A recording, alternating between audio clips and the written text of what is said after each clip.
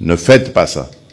Ne haïssez pas les étrangers. Et d'ailleurs, à propos du Rwanda, ça ne sert à rien de regarder le Rwandais comme un ennemi. Non. C'est le régime rwandais avec Paul Kagame à sa tête qui est l'ennemi de la République démocratique du Congo. Les Rwandais et les Rwandaises sont nos frères et sœurs. Et d'ailleurs, ils ont besoin de notre aide parce qu'ils sont muselés. Ils ont besoin de notre aide pour se libérer. Ça n'a rien à voir avec ce que leurs dirigeants sont en train de leur imposer. Donc, ne les regardez pas comme des ennemis, mais comme des frères qui ont besoin de notre solidarité pour nous débarrasser et débarrasser l'Afrique de ce genre de dirigeants rétrogrades qui ramènent les méthodes des années 60 et des années 70. Alors qu'en Afrique, on avait décidé de mettre fin au bruit des armes. Si vous vous rappelez, ceux qui suivent un peu, c'était 2020, il fallait taire les armes en Afrique pour que l'Afrique passe à autre chose, comprenne qu'elle est la dernière de la classe dans le monde parce que, justement, à cause des guerres et des divisions, nous nous étions entendus comme ça. Malheureusement, ce n'est pas arrivé, on a dû encore prolonger, mais c'est à cause, justement, des dirigeants tels que Paul Kagame. Et il s'enorgueillit d'être un faiseur de guerre, un spécialiste dans la guerre. Il en est fier. Moi, à sa place, je me cacherais, j'aurais honte d'assumer le fait qu'on sème la mort et la désolation. C'est honteux. Et je dirais même diabolique. Nous n'allons pas manger de ce pain. Bienvenue dans votre magazine Jeunesse Congolaise au Travail TV, présenté par Wabino Pierre Moulumba. Bandeko toye kosolola mwa muke makambo oyo etali mboka na biso. Le président de la République est à Washington. Il est allé aux États-Unis pour des réunions bilatérales. Ma réunion est belée. Makambo est belée accueilli kosala na kata États-Unis kuna. Il n'y a pas une rencontre prévue avec Joe Biden. Mais nous savons que le président Nabiso a commis Ndenge Kendeki, tozo sepela makasi. Ndenge, ba service de renseignement Nabiso ba komi ko sala. Président Nabiso aza très bien sécurisé. Ils en ont eu likambo ya ko sepela. Mais accueilli ko beta ba porte nyonso pour que ba livraison ya ba arme et bandako ya na kati ya mboka na biso. Boyebi bien que moratoire oyo ba pesi mboka na biso pour que tout ça la comme notification chaque fois que te sombi minduki, président de la République a pris en main ce dossier-là, il va aller frapper partout. Avant ya Kende, premier ministre, ministre des Affaires étrangères, vice-premier ministre des Affaires étrangères, le Tundula, Kende qui déjà a balisé chemin, bah tout, bah ça d'accord que on ne peut pas accepter qu'un pays qui est régulièrement agressé, pour que ce pays-là ait son maminduki, et comme il va informer boye, Donc, le Tundula a assez à baliser chemin, et tikali ba signature, il y a ba responsable Moro Boye, et puis, président Nabiso a kokutana na batu oyo ba somba ka ba minere wana, et utaka na Rwanda. Denge toyoki, ba information Nabiso ba yoki que, emploi du temps à présent, et vous allez bien rempli parce qu'il y a beaucoup de pour à discuter na bango directement. Ba minere wana bo somba ka na Rwanda wana, eza na nzela pour lele fungwami na kati ya mboka na biso, boyaka directement, bo traiter directement na biso. Ça c'est le premier point. Deuxième point, eza que ba minere na biso, ba minere nyonso oyo zeuta en Afrique centrale et ko banda kozwa un saut lokola ba minere ya Sierra Leone. Et banda pour entreprise pour somba, il faut ba minerai wana ezala na sowana.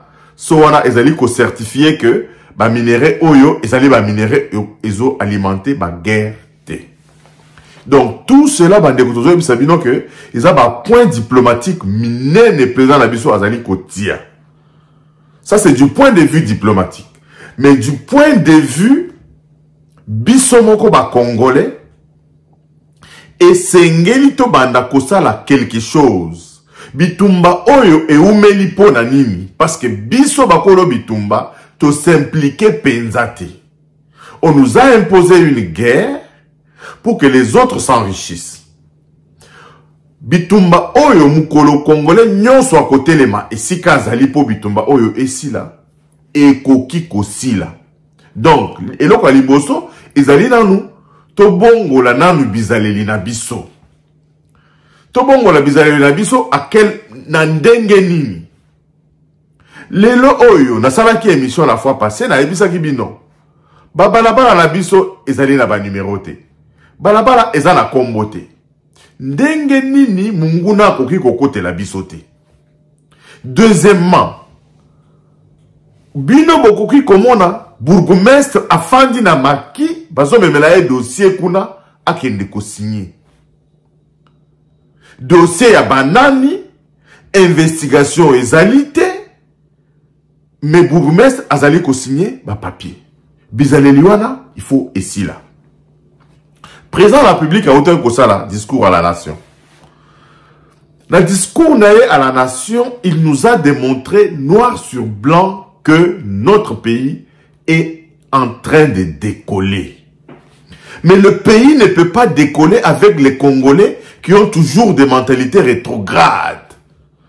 Mentalité yako bebisa, mentalité yako defa, mentalité yako somba, biloko yaki moyibi, mentalité oyo, na ebite nenge yako qualifier mentalité oyo bande konabiso ebele bazanango, esengeli, mutu na mutu esika azali, akoka ko bongo la bizaleli mabe, de telle sorte que tozala unis. La seule chose qui peut nous unir aujourd'hui, c'est notre pays, le Congo. Bazali ko distraire biso, mutu akufi, tchalamana utu kufa, bazali ko tambu sa vidéo moko, pour distraire encore les Congolais. Depuis quand est-ce que on doit polémiquer pour la liwa ya mutu? Vidéo ana, tchalamana lobi boy. Est-ce que Bamalobana Yoana est un effet lisusu? Yeo ya lali. Yoana alali, siko yobino bo kamati vidéo, bo komi kosa le rango ba commentaire. Eza bezaleli wana nde tozo boya. Yango nde zozong sakaka Kongo na biso na sima. E sengeli mutu na mutu esika azali, akoka kobongola bizaleli na ye, pomboka na biso, ekoka kokende liboso. Mutu na mutu esika azali, esengeli asala musala, nenge elongo bani. Président de la République, akoya kokombo la mapango na bisote.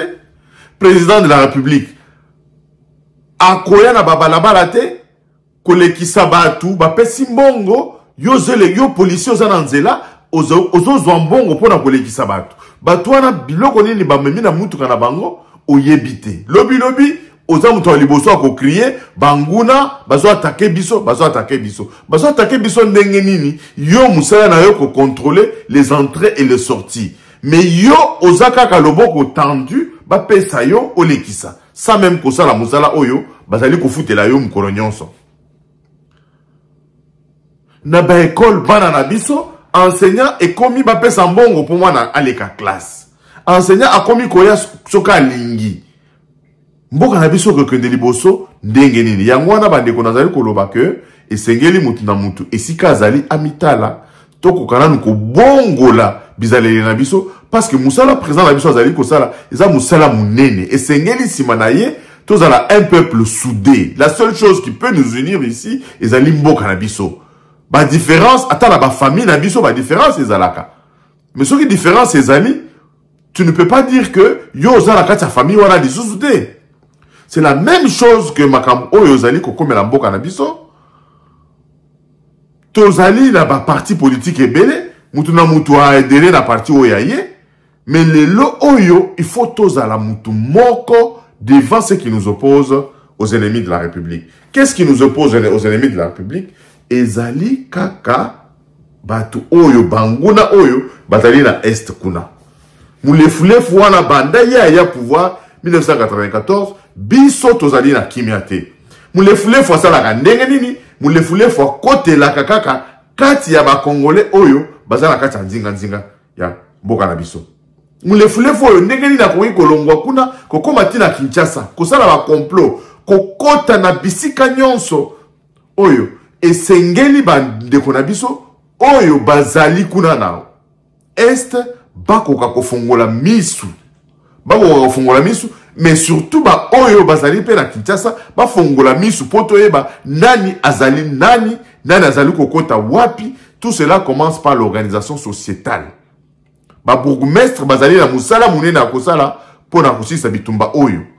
Peut-être que vous allez comprendre ma kamnazali kolobate mais toyebi ke ba bourgmestre soki ba bandi penza ko sala ba identification normale to koyeba mindu ke bomba maka wapi ba kote la kabiso wapi.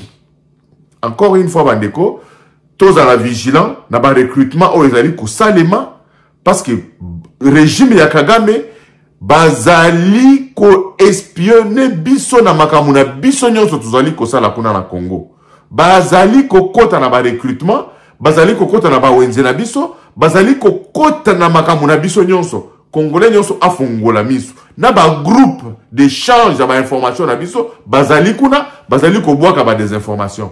Mais nous restons vigilants.